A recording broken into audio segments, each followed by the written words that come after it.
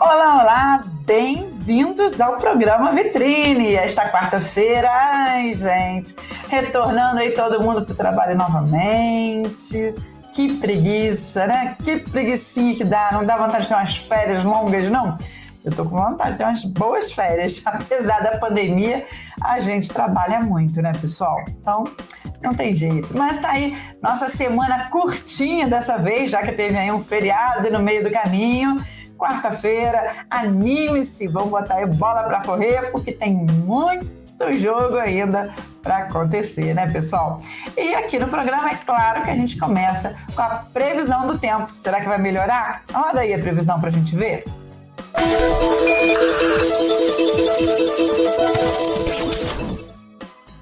E hoje, quarta-feira, dia 3 de novembro, a máxima 25 graus e a mínima 15 graus. Sol e aumento de nuvens de manhã, pancadas de chuva à tarde e à noite. É chuva que não desgruda. E amanhã, quinta-feira? Amanhã, quinta-feira, 4 de novembro, a máxima fica em 26 graus e a mínima 14 graus. Sol com muitas nuvens, pancadas de chuva à tarde e à noite. Eita, não tem jeito, né, pessoal? Não tem jeito. A chuvinha tá pegando com vontade. Mas vamos seguindo. Tem que sair de casa, leva a sombrinha, leva o casaco, dá teu jeito. O que não pode é parar. Bom, vamos lá. E hoje, apesar de passou um monte de feriado, muitas datas, mas parece que hoje ainda tem alguma coisa para a gente refletir e comemorar. Vamos descobrir o que é? Hoje é dia de quê?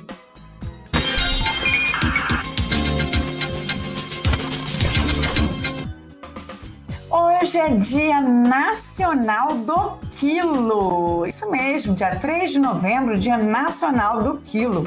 E essa data é uma data comemorativa oficial do Brasil, proposta em 2004. E essa lei sugeriu dar essa data, para ser o Dia Nacional do Quilo. Acontece sempre dia 3 de novembro. E essa data institui o quê? Pois é para que as pessoas doem alimentos. Isso mesmo, gente. Vamos ajudar quem precisa, quem tem fome.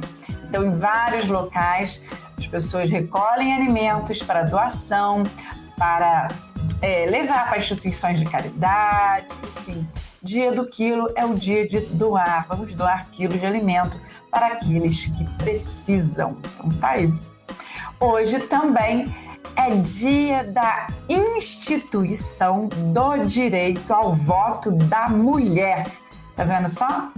Depois de anos de lutas e reivindicações, em 1930, o direito ao voto das mulheres foi instituído no Brasil pelo então presidente Getúlio Vargas. Bom, quando ele foi instituído, o voto ainda era cheio de restrições. Apenas mulheres casadas e com autorização do marido podiam votar. Solteiras com renda própria ou viúvas também poderiam votar, tornando-se de fato amplo e restrito somente em 1934. E olha só, essa luta, pelo direito ao voto chegou ao Brasil em 1919, através da bióloga Berta Luz, que trouxe estes ideais de Paris, junto com a militante anarquista Maria Lacerda de Moura. E assim, fundaram a Liga pela Emancipação Intelectual da Mulher, que mais tarde se tornaria a Federação pelo Progresso Feminino. O direito ao voto feminino foi conquistado no Brasil antes da maioria dos países latino-americanos, em parte pela relação próxima que as sufragistas tinham com a elite política, viu só? E hoje, olha só, mulheres podem ser candidatas e participar ativamente da política, tendo inclusive elegido uma mulher para a presidência da República. Então tá aí, São as mulheres conquistando os espaços, né? A gente tem que conquistar mesmo. Bora lá! Vamos lá, mulherada, dominar o mundo. Bom, e continuando aqui a nossa vida, vou só mandar aqui um lembrete muito importante para você que curte aí uma noite com música, com arte, com cultura. Então, lá na Toca da Ciência em Agriões, tá bom? Toca da Ciência em Agriões, no dia 13 de novembro, um sábado, a partir das 7 horas da noite, vai acontecer lá um happy hour bem legal. Vai ter Alan Magalhães, vai ter exposição de quadros de Fátima Olímpio, rodízio de salgados. Você liga para lá, tá bom? Nós vamos colocar aqui o post essa semana ainda, já para você fazer sua reserva, porque tem público restrito, né? Por conta da pandemia. Então, fique de olho que vai estar muito, muito legal. E eu quero a sua presença por lá, tá bem? E, sem mais demora, vamos para a dica de hoje? Roda aí!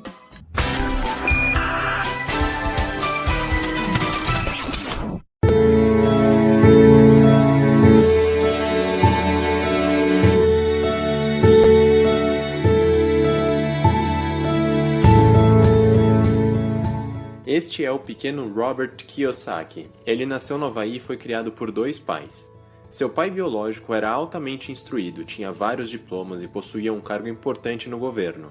O outro nunca havia nem mesmo completado a escola. Ambos tinham uma renda substancial. Um sempre teve problemas financeiros e viveu lutando para pagar as suas contas. O outro soube lidar com o dinheiro e se tornou um dos homens mais ricos do Havaí. Um morreu deixando de herança apenas contas para pagar. O outro doou boa parte de sua fortuna e deixou milhões de dólares para sua família. 2 realidades tão diferentes e apenas um motivo: educação financeira. O grande problema da educação financeira está no sistema em que vivemos.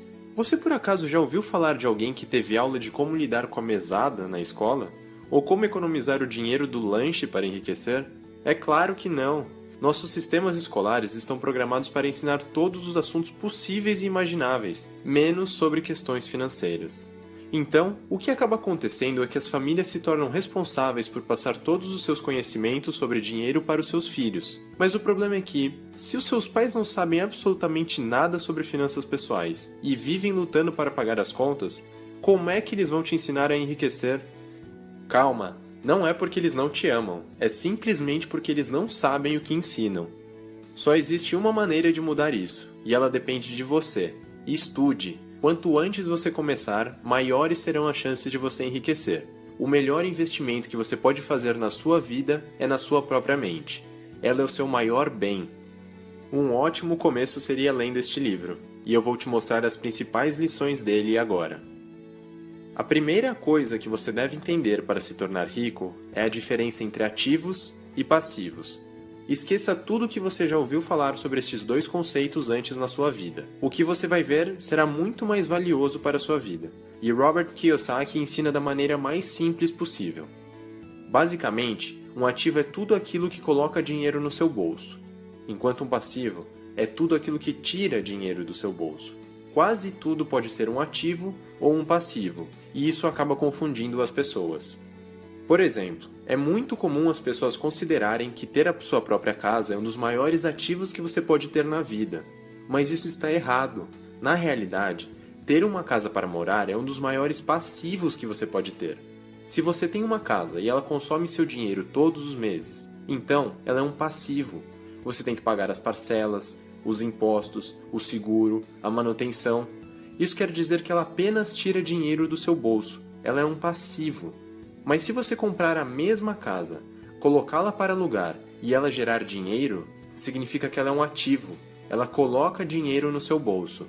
Ativos podem ser negócios, ações, títulos, fundos, imóveis que geram receita, royalties e qualquer outra coisa que faça dinheiro para você. Quando você investe em ativos, é como se os seus dinheiros se tornassem seus empregados. Eles trabalham para fazer dinheiro para você. Eles trabalham para você, não é você que trabalha para eles. Quanto mais empregados você tiver, melhor. É exatamente isso que os ricos fazem. Sempre que eles ganham dinheiro, eles compram mais ativos, ou seja, mais empregados que trabalham para eles, colocando mais dinheiro em seus bolsos. Eles repetem isso de novo, e de novo, e de novo, e cada vez ficam mais ricos. Já as outras pessoas, ao receberem os seus salários, elas cometem um grande erro. Elas compram um carro novo, um celular de última geração, mais uma televisão enorme, uma casa maior. O problema disso é que elas acham que estão comprando ativos, mas na verdade elas estão comprando passivos. Eles apenas tiram dinheiro dos seus bolsos. Elas vão ter que pagar todo mês pela casa, pelo carro, pelo celular, pela televisão. Não importa quanto dinheiro elas ganhem com seus salários, com um novo emprego ou com uma promoção. Elas irão gastar todo o seu dinheiro em mais passivos enquanto não fizerem uma grande mudança em suas mentes. Seu carro novo pode até te fazer parecer rico, mas você nunca será realmente rico agindo dessa maneira. Pare de comprar apenas passivos que tiram dinheiro do seu bolso. Você pode manter o seu emprego, mas tenha certeza de colocar a maior parte possível do seu dinheiro em verdadeiros ativos, e não em passivos que apenas parecem ser ativos. Faça isso repetidamente. Uma hora, seus ativos vão se tornar sua principal fonte de renda, e você não vai nem precisar mais do seu emprego. Este é o verdadeiro sinal da independência financeira. O que mais me impressiona é que as pessoas têm medo de investir em ativos. Elas têm medo de assumir riscos. Elas dizem que têm medo da chance de perderem dinheiro. Mas, por incrível que pareça, elas fazem algo pior. Ao invés de correrem riscos para ganhar dinheiro, elas preferem ter a certeza de perder dinheiro. Elas compram passivos que simplesmente tiram seu dinheiro todo mês, e que muitas vezes elas nem mesmo precisam deles. Se você quiser ganhar grandes quantias de dinheiro, você precisa aprender a assumir riscos. Quanto maior for o potencial de retorno do ativo, maiores serão os riscos. Aqui está outro ponto interessante em que as pessoas se enganam. O importante não é a quantidade de dinheiro que você faz, mas sim a quantidade de dinheiro que você mantém. Se eu te desse R$1 milhão todo mês, mas no final eu retirasse R$ 999.999 de você, você teria coragem de me dizer que você é um milionário? As pessoas acham que ter uma alta renda é o suficiente para se tornarem ricas. Este é um grande engano. E se tem alguma coisa que toma grande parte do nosso dinheiro, é o governo. Você paga impostos quando ganha, você paga impostos quando gasta, você paga impostos quando guarda, e acredite, você paga impostos até mesmo quando morre. Todo mundo sabe que os impostos são o sanguessuga do nosso dinheiro, mas a maioria das pessoas não se preocupa em descobrir como elas podem diminuir os impostos que pagam. Existem diversas maneiras de se fazer isso, e um dos melhores jeitos é usar o seu dinheiro por meio de sua própria empresa. Quando você é um empregado, você tem o seu salário. Você paga impostos sobre o que você ganha, e então você acaba tendo que se virar para viver com o que sobra. Mas quando você tem a sua própria empresa, a história é completamente diferente. Você pode usar todo o dinheiro que você ganhar, pode fazer todos os investimentos que quiser, todas as despesas que desejar, e só será taxado naquilo que sobrar. Isso quer dizer que exatamente com a mesma renda, você tem muito mais dinheiro para usar e paga muito menos impostos.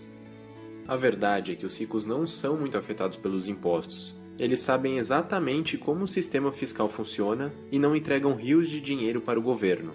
Quem mais sofre com essa história são as pessoas de classe média e de classe média alta.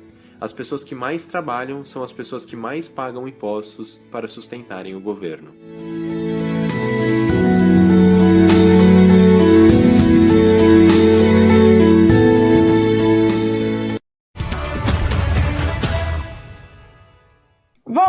Voltamos e hoje é dia de dar dicas de cinema, de série, de filmezinho. Afinal de contas, final de semana tá chegando, é hora da nossa sessão pipoca, né, gente? E como eu prometi nos programas anteriores, né, o programa que passou, que eu ia trazer para você uma dica de um filme que não é tão novo assim, já é mais velhinho, mas tem muito a ver com esse feriadão do dia 2 de novembro, fala muito sobre a cultura, né, do Dia dos Mortos, né? O nome desse filme é Coco, A Vida é uma Festa. Então, roda aí os trailers da dica de cinema de hoje, roda aí.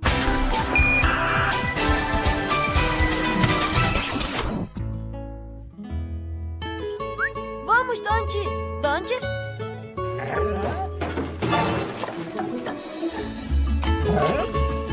Dos criadores de Toy Story, procurando Dory divertidamente.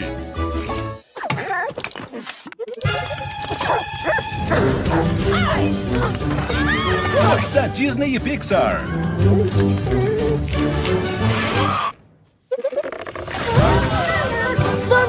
Vai!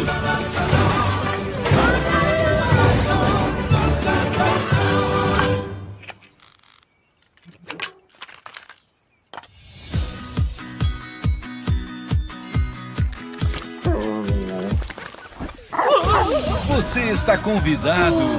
O que está acontecendo? Tem que ficar perto de mim. Não sabemos onde estamos. Bem-vindos ao mundo dos mortos. Para visitar um mundo Tem algo a declarar? Olha, pra ser sincero, sim. que ninguém jamais viu na vida. Se não voltar antes do sol nascer, ficará aqui. Para sempre. Eu tô me tornando um esqueleto. O quê? Tcharam! Em janeiro.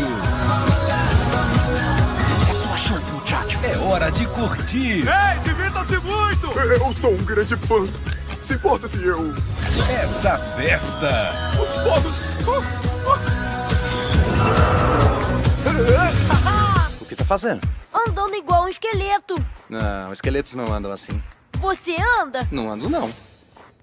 Para! Disney Pixar. Viva! A vida é uma festa. Ai, eu tenho muita alergia. Mas o Dante nem tem pelos. E eu não tenho nariz. E ainda assim, olha. 4 de janeiro, nos cinemas. Bom, para quem curte animação, este sim é uma boa dica. Tá Viva, a vida é uma festa, trata de assuntos muito delicados de um jeitinho todo especial. E você encontra lá na plataforma da Disney. E eu acho que tem também já no YouTube, hein? Então dá uma procuradinha porque vale super a pena. E agora, é claro, os lançamentos. Lançamentos de agora e depois também. Nos cinemas, Cine Show aqui em Teresópolis, tá rolando A Família Addams 2. Roda o trailer aí. Ciência impere, decacetum tamen. Alô? Na nossa língua, tá? Estou cercada de idiotas. Sou totalmente diferente da minha família. Ela está nos evitando. Os dois estão crescendo tão rápido. Bem quente, hein, meninas? Eu tenho uma solução. Vamos fazer uma viagem em família. Pé na estrada!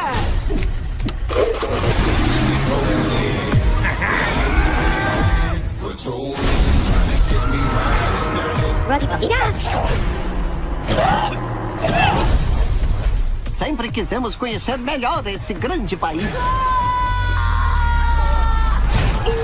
Bem no bigolinho dele.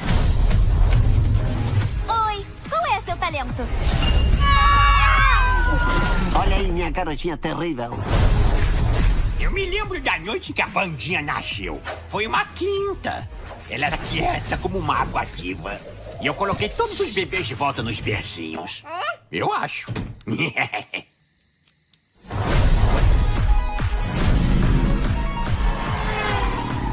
Nós temos que parar essa família para que a verdade apareça. Quem é esse homem? Ninguém, meu bem. Esta viagem vai aproximar ainda mais a família Addams. Ou não haverá sobreviventes? Apenas nós e o maravilhoso som do silêncio. Lá vai bomba!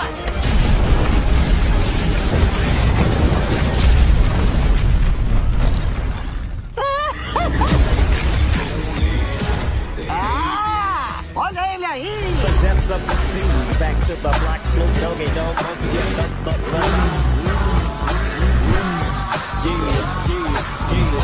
It! Bom ver você, meu priminho peludo. Ainda não entendo patavina do que ele diz. Tá aí, viu? Então vamos lá. Um filme que já passou, né? Que é A Viva a Vida é uma Festa. O que tá rolando agora no cinema, Família Addams 2. E o próximo que ainda vai ser lançado. Certo, conferindo. Propulsão pronta para descolagem. GNC, pronto. Integridade, checada. Orientação, pronta. Pressurização da cabine em andamento. Estamos preparando para a ignição. Gravadores de voo ligados. Faltam 5, 4, 3, 2, 1, 0. Em 2022.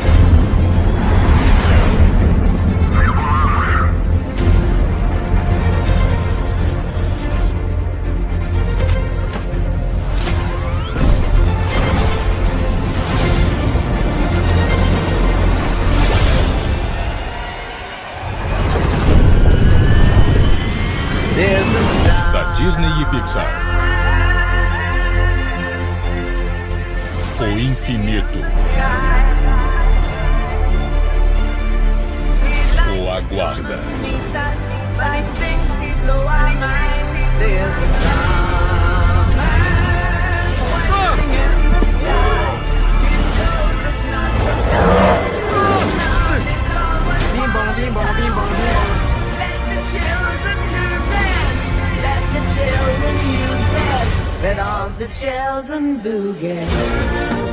Lightyear. Ao infinito. E em 2022. Tá aí. Muita animação pro seu finalzinho de semana. A gente vai pro comercial e volta já já.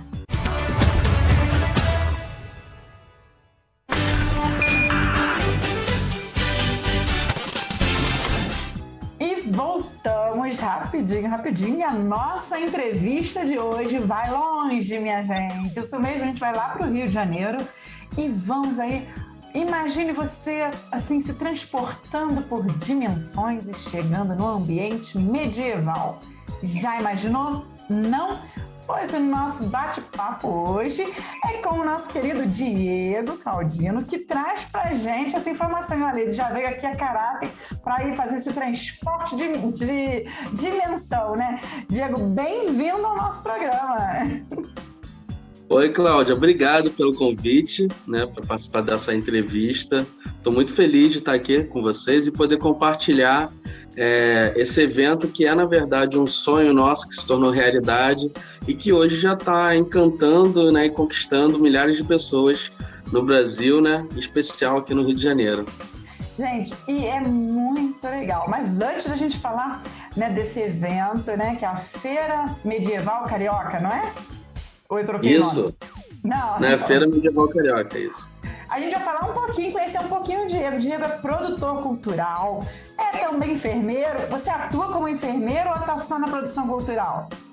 Não, hoje eu atuo apenas na produção cultural, embora eu tenha formação em enfermagem, técnica eletromecânica, várias outras formações, mas na produção cultural que eu, assim, me identifiquei, me achei, e hoje eu sou feliz, né, fazendo esse tipo de serviço, esse tipo de trabalho dentro da área cultural. Então eu tenho me dedicado cada dia mais, né? A gente faz ainda outros serviços, né, porque a vida é corrida, a gente precisa fazer uma coisa aqui, outra ali, mas a minha grande realização é estar fazendo eventos, a produzir eventos e dentro da temática, né, que eu gosto, das coisas que eu gosto, para poder compartilhar esses gostos, essas coisas que a gente ama com outras pessoas.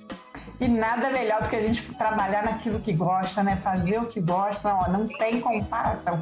Como é que você se descobriu aí nesse mundo medieval, a gostar dessas coisas? Como é que foi essa história? Eu, há muitos anos atrás, eu era concursado da Marinha, né? Olha. E aí, eu era militar, trabalhava na Marinha, era concursado, só que eu não era feliz, né? Eu estava ali dentro fazendo aquela coisa, um sonho que todo mundo tem, né? De fazer um concurso, de ter estabilidade e de tudo isso, mas eu não era feliz com aquilo. Então, assim, eu comecei a analisar a minha vida, olhar para a minha vida e falar, pô, é isso que eu quero realmente? O que eu quero fazer da vida? E aí eu descobri que aquilo dali não era o que me completava. E então eu saí, quando eu saí da Marinha, pedi para sair da Marinha lá e tal. E quando eu pedi para sair, eu fui correr atrás do que eu gostava e tudo mais, foi resgatar coisas do passado que eu gostava. E um dos hobbies que eu gostava muito do passado, né, era a questão do teatro, era a questão do RPG, né, que é o Role Playing Game. E aí, através do Role Playing Game, né, que eu comecei a me identificar, a enveredar por essa questão medieval e tudo mais. Então, assim, eu comecei a participar de alguns eventos medievais, alguns eventos de RPG na época, né, de Role Playing Game. E aí, nesses eventos, né, eu fui convidado para poder narrar, para poder contar histórias para as pessoas e tudo mais, e aquilo dali foi me encantando, só que era só um hobby. Eu, na época, depois que saí da Marinha, eu abri uma empresa de tecnologia, né, uma empresa de TI, comecei a prestar serviço para algumas empresas grandes, participei de alguns eventos muito grandes que tiveram na época, que foi Rio Mais 20, Rio and Gas, congressos de petróleo e gás, congresso de empreendimento. E aí me tornei um empresário, né? Uma empresa de TI, e aí estava até ganhando bem, mas também não estava satisfeito com aquilo. Mas como hobby... Foi uma busca seguindo aí, né? Como um hobby em paralelo, eu fazia essa questão do RPG, do narrar RPG e tudo mais. E aí, na época, surgiu uma proposta pra gente, né, de estar organizando um evento. Tinha um rapaz que organizava um evento aqui no Rio de Janeiro, chamava Dungeon Carioca. Ele ia se mudar para Minas Gerais, porque ele era gerente de um banco e tal. E aí foi transferido, e ele falou para mim, pô, você não tá afim de organizar? E eu falei, pô, cara, não quero não, porque vai dar muito trabalho.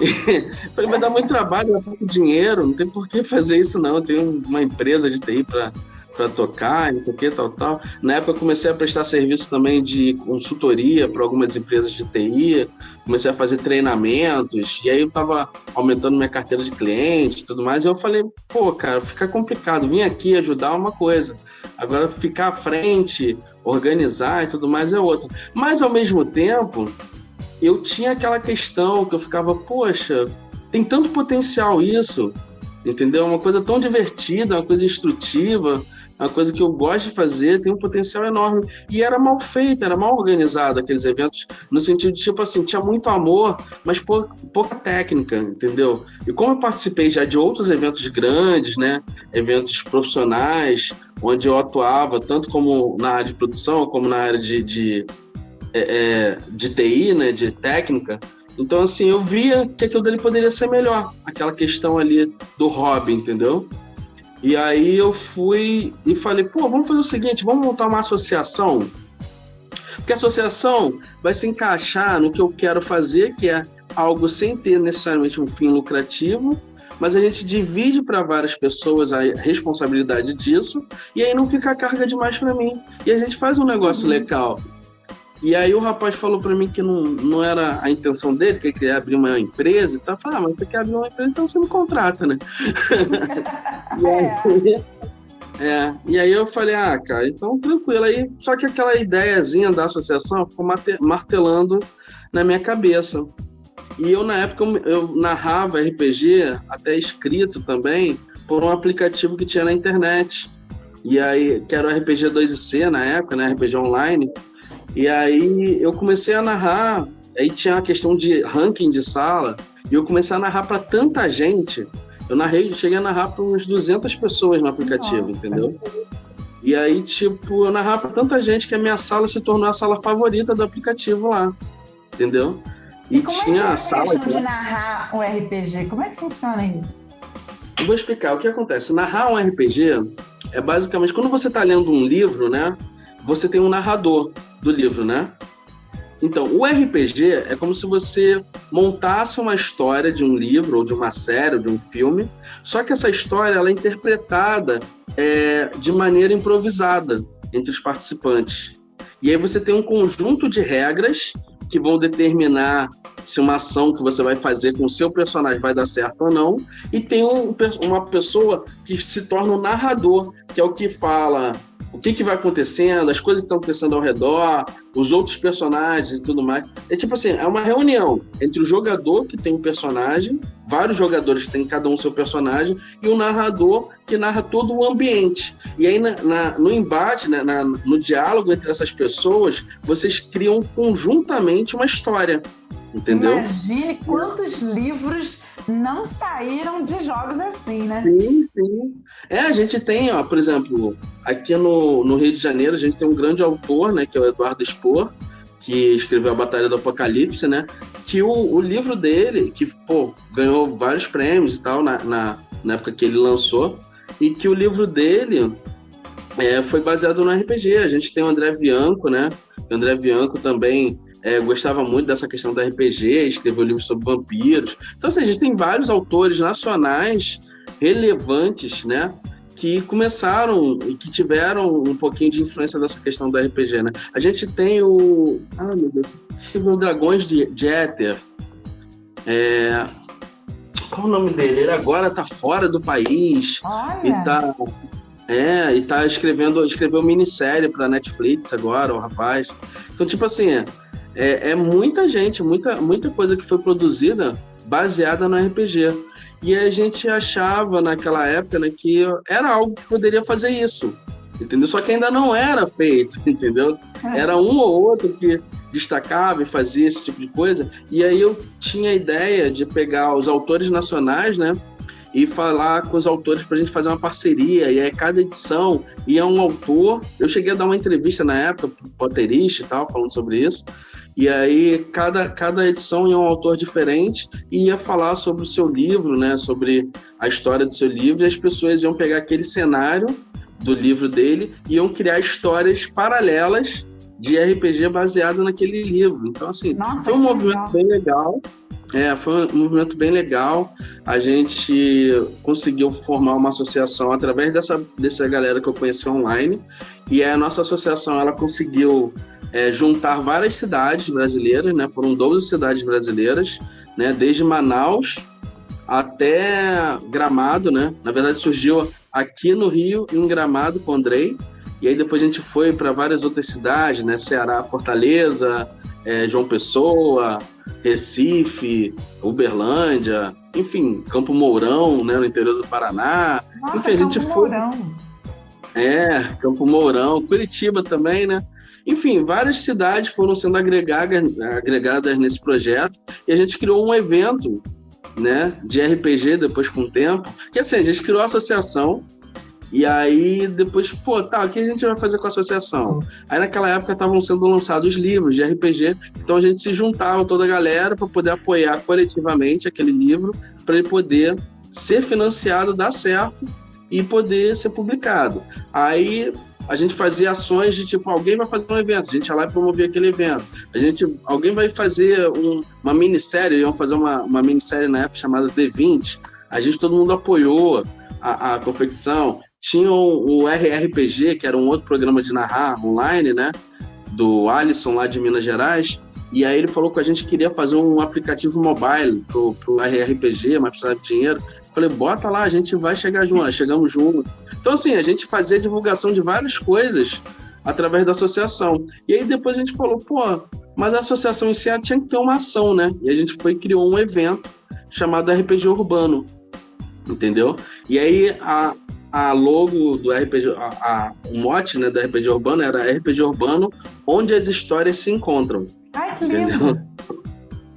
E aí, com essa ideia mesmo, né, de ter várias histórias, tanto de pessoas, que as pessoas levam suas experiências pro jogo de RPG, né, e compartilham um pouco dessa experiência, aprendem umas com as outras, como a questão das histórias que eram criadas, as histórias que faziam tema para o RPG, enfim, tudo isso daí se encontrava ali naquele evento. Então a gente criou o RPG Urbana, onde as histórias se encontram. E foi um evento que alcançou 12 cidades brasileiras e tinha uma visibilidade grande, saiu em vários jornais e tal, tanto aqui como em outros estados. E aí o que aconteceu? Só que naquela época, né, eu tive vários problemas pessoais, eu passei por uma separação e tal, e depois aí, a minha ex-namorada, a gente teve um filho, e aí ela perdeu o filho, e aí nisso daí eu fiquei totalmente desestruturado e falei, não tenho mais cabeça para ficar à frente de nada, né? E aí, nesse interim, eu fui convidado por uma das participantes de um dos eventos para ajudar ela a fazer um evento de live action, que era um evento, tipo um teatro mesmo, né? É tipo RPG, só que ao invés de estar todo mundo sentado numa mesa, era todo mundo num sítio interagindo entre si, como se fosse o próprio personagem, entendeu? E aí eu aceitei esse desafio, e aí quando eu aceitei esse desafio, a gente criou o Kingdoms Game Festival, que era o festival de jogos do reinado. E aí eu fui meio que dei uma pausa no RPG Urbano e na associação, né? Que era uma coisa mais nacional, e resolvi que era mais. E quando a gente começou a fazer o Kingdoms Game Festival, né? A gente fez o primeiro, teve uma ótima aceitação, né? E ali foi quando eu realmente vi que eu era apaixonado pela produção de eventos. Entendeu? Foi ali que eu falei, eu quero ser produtor de eventos. É isso que eu vou fazer. Eu vi a felicidade do pessoal que estava participando do evento, eu vi como aquilo dali mexia com a vida das pessoas, eu refleti em cima de tudo que a gente já tinha feito até então, e ali, quando eu vi aquele evento acontecendo, né, mesmo com todos os problemas, né, porque qualquer evento tem problema, não adianta, entendeu? Depois, com o tempo, a gente entende mais o problema, entende que todo evento vai ter problema, por mais que você planeje tudo, vai ter problema. A questão é que você, tipo assim, tem que entender se aquele resultado te faz realmente, traz uma felicidade suficiente para compensar todos os percursos até aquilo ali se concretizar. E aí Nossa, eu vi que... muito legal. Olha, a gente vai pro comercial e volta rapidinho, porque senão nosso tempo aqui, quando a gente vê, já passou, menina, rápido. E a gente vai continuar falando, e agora vamos entrar aí nessa história aí de carioca, né? Festival Medieval Carioca, Feira Medieval Carioca. A gente vai no comercial, volta correndo, 1, 2, 3 e já.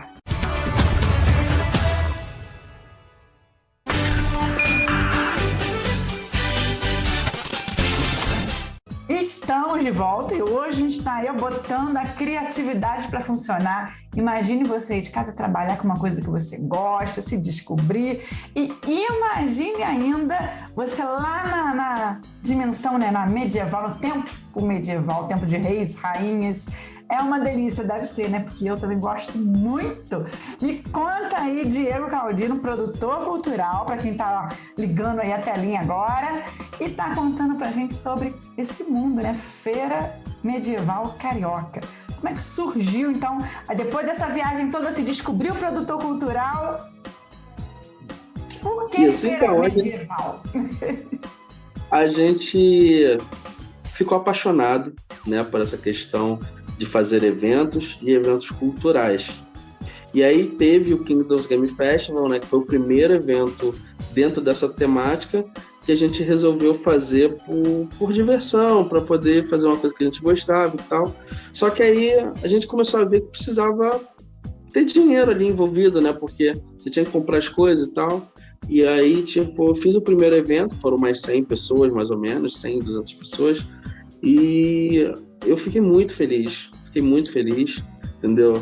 Teve uns momentos lá, né, que acabou a água dentro do evento e tudo mais e tal. Sempre acontece alguma coisa. E aí a gente foi resolver o problema, e aí depois eu fui e falei, pô, eu gostei disso, né?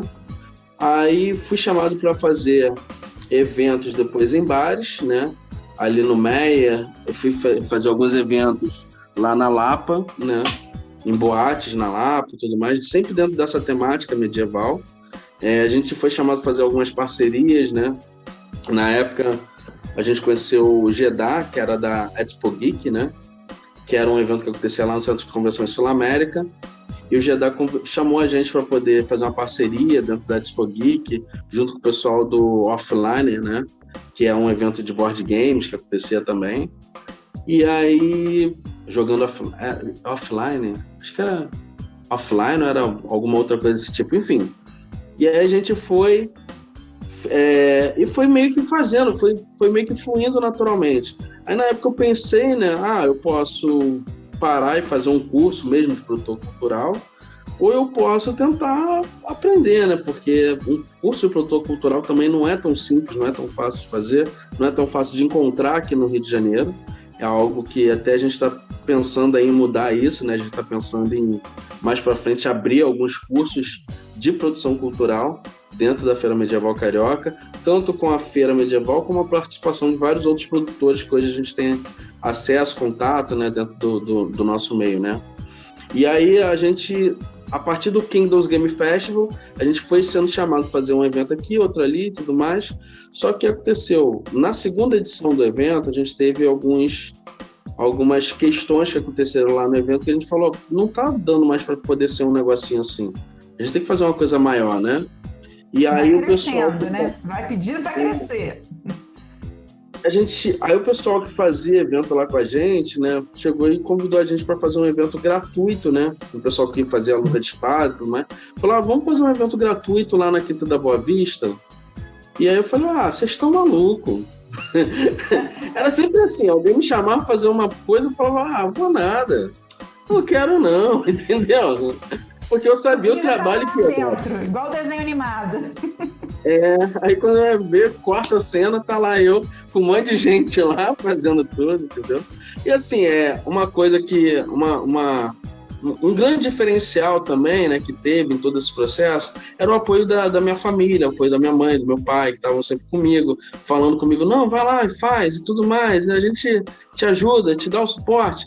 Isso faz uma diferença enorme. Com certeza, o apoio, nossa, acho que apoio familiar é um dos pilares para qualquer empreendimento, para qualquer empreendedor. Então, assim, o que aconteceu foi que, quando eles chamaram a gente para fazer um evento lá na Quinta da Boa Vista, a gente acabou falando, vamos tentar fazer, só que, né, meio descrente. Fizemos a primeira edição foi um sucesso, levou 500 pessoas. Olha! E aí, o que acontece? A diferença da primeira edição de lá para a primeira edição do Kingdoms Game Festival, que era um evento fechado num sítio e tudo mais, né? A principal diferença foi a questão do público e a questão de que no Kingdoms eu tomei prejuízo e lá não tomei prejuízo nenhum. Então, o negócio aí tá bom, tá melhor do que aquele lá. E aí era um evento público gratuito, a ideia de ser público e gratuito era para realmente permitir um maior acesso às pessoas ao evento, né? Fazer com que mais pessoas tivessem contato com essa cultura medieval.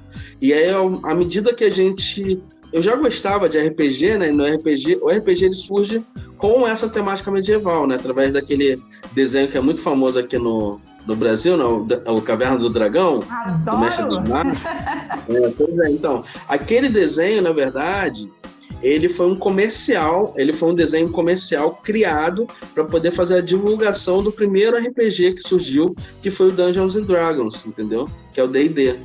Então, assim, tem uma relação muito íntima, né, entre a história do RPG, a questão medieval, entendeu? E, no nosso caso, mais especificamente, medieval fantástico, que é o medieval que trata dessa questão de criaturas míticas, de dragões, fadas, elfos, anões. Gente, é tudo de bom, né? Adoro. O evento medieval ele tem essa diferenciação, né, entre a questão histórica, que tem uns grupos de recriação histórica que vão ir lá na história mesmo e fazer a recriação dos hábitos, costumes e tudo mais. E tem essa parte fantástica, que tem mais a ver com a questão do entretenimento, a ludicidade. Então, assim, a nossa ideia na Feira Medieval Carioca era o quê? Era conseguir juntar isso tudo e fornecer de maneira gratuita o acesso a isso ao público, entendeu?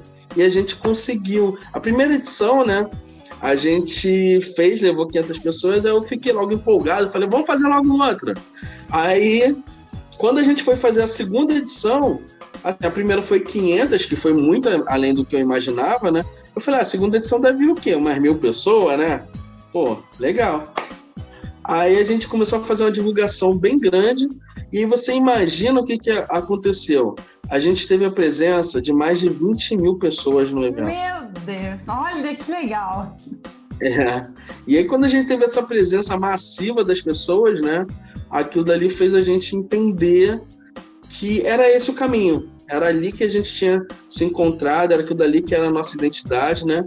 Aí a gente fez depois disso alguns eventos culturais, né? Fizemos eventos, o Valhall, que é um festival viking, que a gente fez lá na Igreja da Glória, né? Na escadaria para a Igreja da Glória. A gente fez o primeiro evento feito numa escadaria aqui no Rio de Janeiro, entendeu? Tipo, uma escadaria pública, né?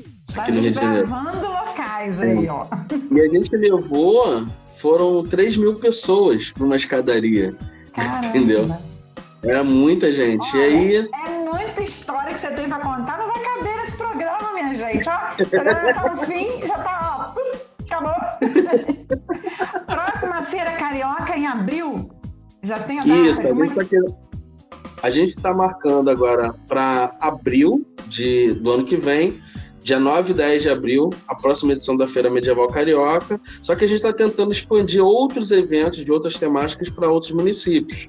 Então agora em dezembro, dia 4 e 5 de dezembro, a gente vai estar fazendo um evento chamado Baixada Mística, que vai acontecer lá no município de Nilópolis, ali na Baixada Verde. E aí a gente está vendo também outras parcerias, né, para levar para outros locais do Rio de Janeiro, né? A gente está pensando em levar para Penedo, Cabo Frio, aí em Teresópolis, Petrópolis, toda essa região serrana, entendeu? Tem a questão do Vale do Café, a gente também está fechando uma parceria para levar um evento para o Vale do Café.